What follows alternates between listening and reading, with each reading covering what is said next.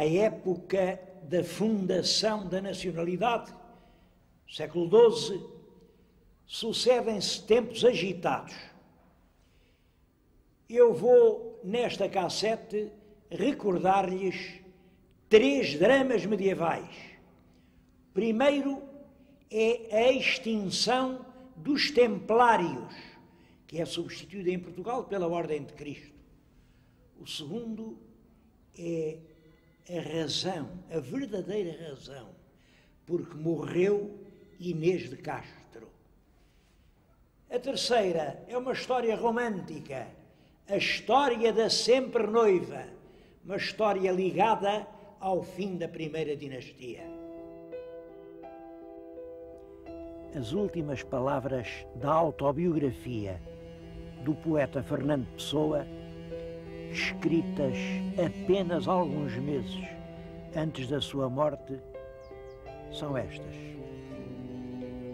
ter sempre na memória o mártir Jacques de Molay, grão-mestre dos Templários, e combater sempre e em toda a parte os seus 3 assassinos: a ignorância, o fanatismo e a tirania.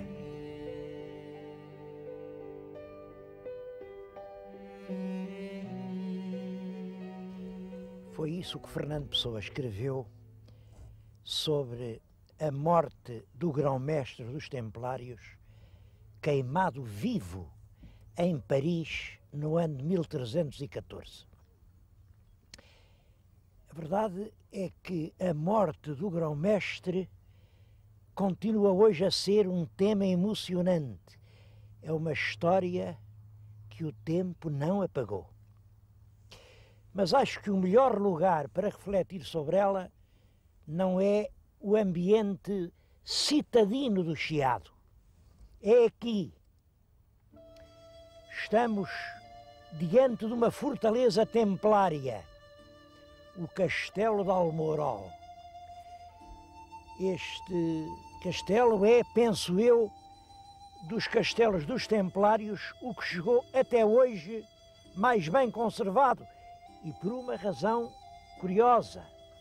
Diz-se, foi a ação do tempo que destruiu os castelos.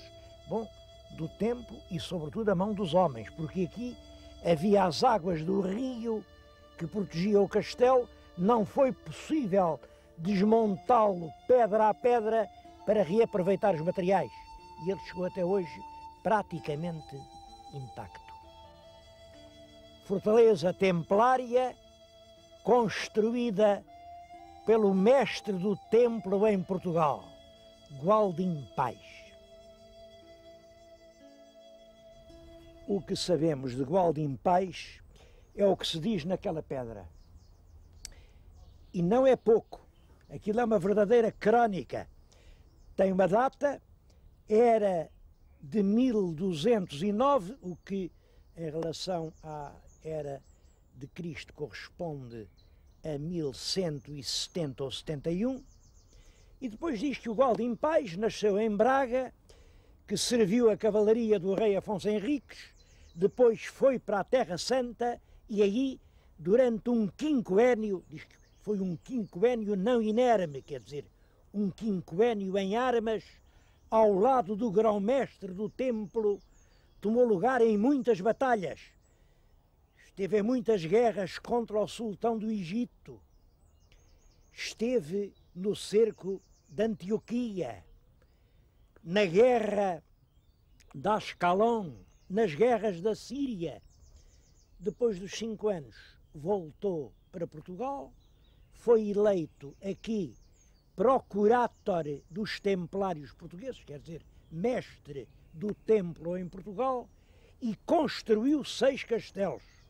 O Castelo de Tomar, o Castelo de Pombal, o Castelo do Zézer, o Castelo da Idanha, o Castelo de Monsanto e este, a que chamam Castelo de Almorol.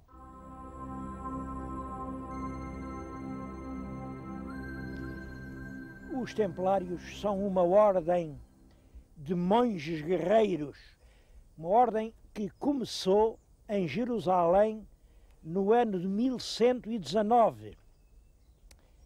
Devo dizer que os começos foram muito humildes. Eram nove cavaleiros. 9 cavaleiros que se juntaram para ajudar os peregrinos. Chamaram-se templários porque o rei de Jerusalém, o rei cristão, deu-lhes uma salinha lá no palácio, e o palácio era no sítio onde tinha sido o templo de Salomão. Depois o rei saiu dali, o velho palácio ficou para os cavaleiros, que se chamaram sempre os cavaleiros do templo, ou cavaleiros do templo de Salomão. E tudo começou numa estrada. Hoje é muito simples ir a Jerusalém. O velho porto de Jaffa é agora Tel Aviv, e dali a Jerusalém são pouco mais de 50 quilómetros. 50 quilómetros numa autoestrada, aquilo não é meia hora. Bom, mas no tempo das cruzadas não era assim. Aquilo era uma estrada sangrenta. Os peregrinos que iam da Europa desembarcavam no pequeno porto, depois metiam-se pela estrada em longas caminhadas e eram assaltados. Em milhares de casos eram massacrados, roubavam-lhes tudo quanto tinham. E era exatamente para isso que se ligaram os 9 primeiros cavaleiros do templo, para ajudar os peregrinos. É curioso até que o nome que eles então deram a si mesmos quando se formaram foi os Pobres Cavaleiros de Jesus Cristo. A nova ordem teve desde logo um êxito imenso, porque até então quem combatia eram os cavaleiros. Os frades serviam para rezar. Pela primeira vez aparece uma ordem em que a oração é o combate. Estes homens, em vez da cruz, usam a espada. Um deles tinha um sobrinho em França, que era um rapaz muito inteligente, um rapaz chamado Bernardo, que era abade da abadia de Claraval. Veio a ser o São Bernardo, e como sabem, São Bernardo é uma das grandes figuras mentais do século XII. E o cavaleiro foi da Palestina à França e pediu ao sobrinho Bernardo que lhe redigisse uns estatutos para a ordem. É claro que o Frei Bernardo percebeu imediatamente a importância enorme que podia ter uma ordem religiosa inteiramente monástica, uma coisa dependente exclusivamente da Igreja, e que servia para combater, para fazer a guerra. Fez aprovar os estatutos pelo Papa, colocou, e isto é um facto importante, colocou a ordem sobre a exclusiva autoridade do Papa. Nenhum rei mandava nada, fosse o que fosse, dos templários. Nenhum bispo podia dar uma ordem aos templários.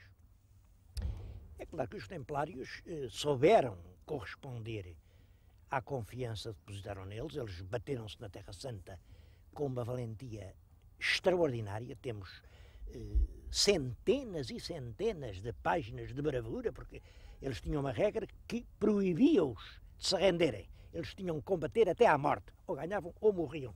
E morreram às centenas. Olhem, aquele combate de Ascalon, em que o Gualdim Paz diz que esteve, só aí morreram 40 comendadores do templo. Eram realmente uma grande bravura. Mas, além disso, eles prestavam outros serviços. Eram eles quem tinham fortaleza. Eles só em França tinham 9.000 comendas. No centro de Paris tinham uma torre fortíssima, o Templo, a Torre do Templo. Eram eles que levavam dinheiro para a Terra Santa, que traziam valores da Terra Santa para a Europa, faziam o comércio, faziam os depósitos e adquiriram uma fortuna imensa. Pode-se dizer que nos fins do século XIII os templários eram uma espécie de caixa geral dos depósitos de toda a cristandade. De súbito, na sexta-feira, 13 de outubro de 1307, uma notícia enche de espanto a Europa. os cavaleiros templários foram presos por ordem del Rei de França. Nasceu então esta superstição que leva a considerar as sextas-feiras, dia 13, como dias particularmente aziagos. Rigorosamente à mesma hora, em todas as cidades francesas, tropas à ordem do rei prenderam o pessoal do templo, apreenderam os bens e levaram os templários para as prisões do rei. As acusações que foram rapidamente espalhadas por mensageiros que arengavam nas praças, por manifestos que o rei mandava a todos os outros reis, as acusações eram terríveis. Acusavam os templários de idolatria. Diz que tinham lá um ídolo, o Mafomet. O Mafomet era um ídolo terrível, dourado e prateado, assim com uns chifrinhos. E eles adoravam o Mafomet. É claro, Mafomet, estão a ver, é Mafoma. Mafoma é a forma portuguesa de Maomé. Nós hoje dizemos Maomé por influência francesa. O Mafomet era uma corrutela. Essa ideia do ídolo de ouro vinha da Bíblia, o bezerro de ouro. Bom, mas diz que adoravam nem mais. Tocavam lá na estatueta do ídolo o cordão que lhe cingia os hábitos antes de o vestirem. Pior. Quando entravam na ordem, os templários tinham ritos obscenos. Despiam-se completamente e o superior, o mestre que os recebia, os colava-o em 3 pontos. Na boca, no umbigo e, dizia a ordem real pudicamente, no ponto onde a espinha termina. Eles comprometiam-se a praticar, aliás, o homossexualismo, sempre que lhe fosse exigido, dizia o manifesto.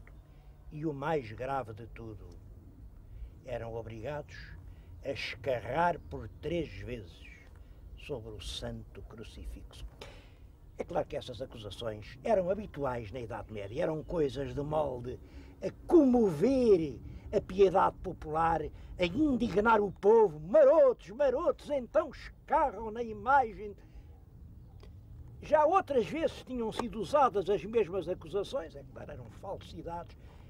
Como já nessa altura se notou, o rei de França escreveu aos outros príncipes a comunicar os crimes horríveis e, por exemplo, o rei da Inglaterra, que aliás era genro do rei de França, estava casado com a filha dele, escreveu aos príncipes, seus amigos, entre eles o rei de Portugal, o nosso Dom Dias, a dizer: não acredito nisso, isso tudo transanda-me, mas é a cobiça e a calúnia.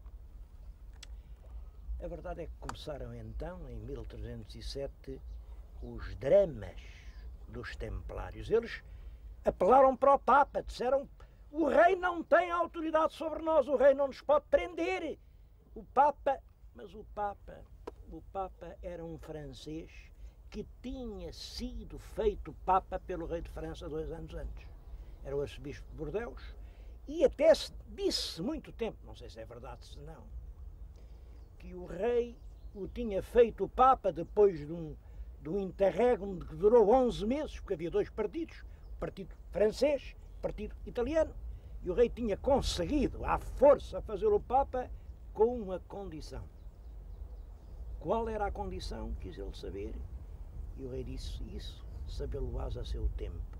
E a condição era deixá-lo destruir o templo e apoderar-se da sua imensa fortuna.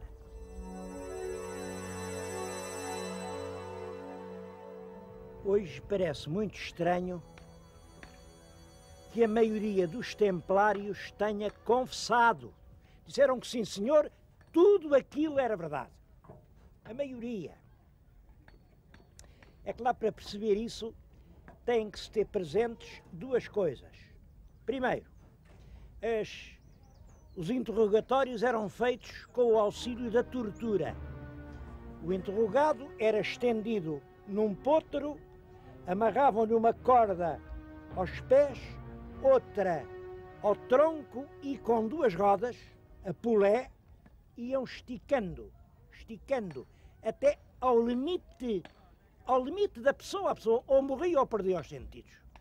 Devo dizer que logo no primeiro interrogatório morreram 32 templários. Os outros sabiam uma coisa, é que se nunca confessassem, morriam ali no potro. Ou se escapassem, se tivessem uma resistência física imensa e aguentassem a tortura, eram depois mandados para a fogueira, porque dizia-se, este é tão mau, que nem sequer confessou. Ao passo que se confessassem, diziam, senhor, foi tudo isso verdade, eu cuspia, tudo isso foi. Então dizia-se, bom, este está muito arrependido, pode ser perdoado. Portanto, um homem tinha que confessar se queria salvar a vida. Se não dissesse que sim, já se sabia. Morria ou no potro ou na fogueira, não havia outra alternativa. Bom, e Jacques de Molay, submetido à tortura, confessou como os demais. Finalmente, depois de 7 anos de prisão, de martírio, de vexames e torturas de toda a espécie, os senhores inquisidores reuniram para ditar a sentença do grão-mestre Jacques de Molay. Foi em Paris, mandaram fazer um enorme cadafalso diante da igreja de Notre-Dame e com uma grande solenidade leram o processo, recordaram tudo aquilo que o grão-mestre tinha confessado, mas atendendo a que estava arrependido e tinha confessado, condenavam-no apenas a viver o resto da vida metido lá no fundo de um mosteiro. Então assistiu-se a qualquer coisa que nunca mais esqueceu. O grão-mestre ergueu-se e disse, há uma palavra que resta dizer. Tudo quanto eu confessei foi mentira. Tudo quanto alguém confessou foi extorquido por torturas contra as quais não há defesa. Eu menti e enxovalhei a ordem para salvar esta vida miserável. Mas é falso. Os templários cumpriram sempre nobremente a sua lei. Os templários cumpriram o seu dever. É claro, acorreram os carrascos, fecharam a boca ao grão-mestre e pouco depois el-rei mandou acender uma grande fogueira e viu-se ser amarrado a um poste o grão-mestre Jacques de Molay e as suas últimas palavras, virado para Notre-Dame, era ainda protestando a inocência dos homens que dirigira durante a vida. Foi esse o fim do grão-mestre Jacques de Molay. Quem foi realmente o culpado da morte? Foi o político insidioso, intriguista, manobrador, um famoso jurista, Jacques Nogaret. Ou não, foi o rei, porque o Jacques Nogaret, chanceler de França, cumpria as ordens do rei Filipe o Belo, que era um homem ambicioso, poderoso, que queria sempre mais. Ou não, foi o Papa Clemente V, o Papa pusilânime, que para manter a sua dignidade se calou e deixou el-rei perpetrar aquela violência e aquela infâmia.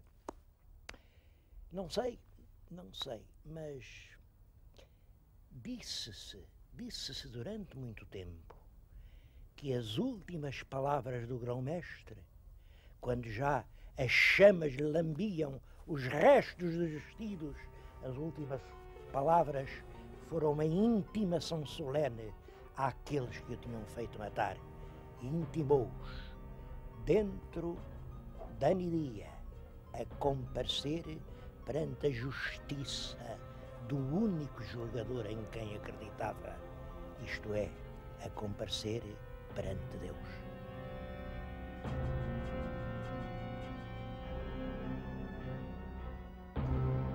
Provavelmente, essa intimação à hora da morte não passa de uma lenda, mas é uma lenda que os factos fizeram nascer, porque, na realidade, os grandes culpados por essa tragédia desapareceram em pouco tempo. Eram três. O primeiro era o famoso chanceler Nogaret, foi quem organizou o processo e quem redigiu a acusação e a inventou. O segundo era El Rei Filipe o Belo, que mandou ao chanceler que fizesse isso. E o terceiro era o Papa Clemente V, que consentiu que o rei de França cometesse essa injustiça. E todos eles morreram. O chanceler, na mesma altura quase que o grão-mestre. O Papa, alguns dias depois, inesperadamente.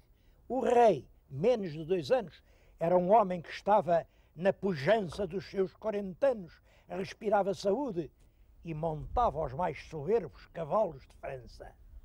Pois um cavalo tropeçou, ele caiu, partiu o pescoço, morreu. É certo que menos de 2 anos depois, se há julgamentos supremos, todos eles compareceram perante o Supremo Julgador. Eu não estava lá e não sei qual foi a sentença, mas não duvidaria assumir a defesa de todos os 3 acusados e pedir a nulidade do processo por erro na identificação dos assassinos. Penso que não foi o chanceler Nogaret. Nogaret era apenas o responsável pela administração, pelas finanças, pela banca. E as finanças estavam más, o rei via-se aflito. É o início do século XIV, um período de terríveis dificuldades monetárias, tantas que, olhem, o povo chamava o rei o grande moedeiro falso. A moeda perdia valor e o rei tinha aquela conta dos templários, estavam sempre a vencer juros, estavam sempre a fazer exigências, a dívida era cada vez maior. O que é que o rei tinha a fazer? Bom, foi como quem nacionaliza um banco, e para mais um banco multinacional. Portanto, aqui o culpado não é o chanceler, é a banca. É a banca que tem que ser intimada para o julgamento. E quanto ao rei, reparem, o rei está-se na altura em que em todas as universidades da Europa se ensina o direito romano, o direito cesáreo, quem manda é o rei. Acima da autoridade do rei não há poder algum. Ora, como é que o rei ia consentir que dentro do Estado de França houvesse aquele Estado dos Templários que não lhe reconheciam a autoridade, que eram perfeitamente independentes e só dependiam do Papa? Portanto, não. O culpado não era o rei Filipe o Belo. O culpado era a própria ideia nascente do Estado. Quanto ao Papa, também penso que está mal acusado. Sabem que a palavra diabo vem do grego e quer dizer caluniador, falseador de verdade. A palavra diabo tem uma raiz, é a mesma que existe em diagonal. Diagonal. Diabo quer dizer atravessado. É aquele que depõe falsamente em juízo, que permite condenar os inocentes. Por isso, reparem, o Papa Clemente V, eleito por uma intervenção abusiva do poder temporal do conclave, não era um Papa, era um diabo. E esses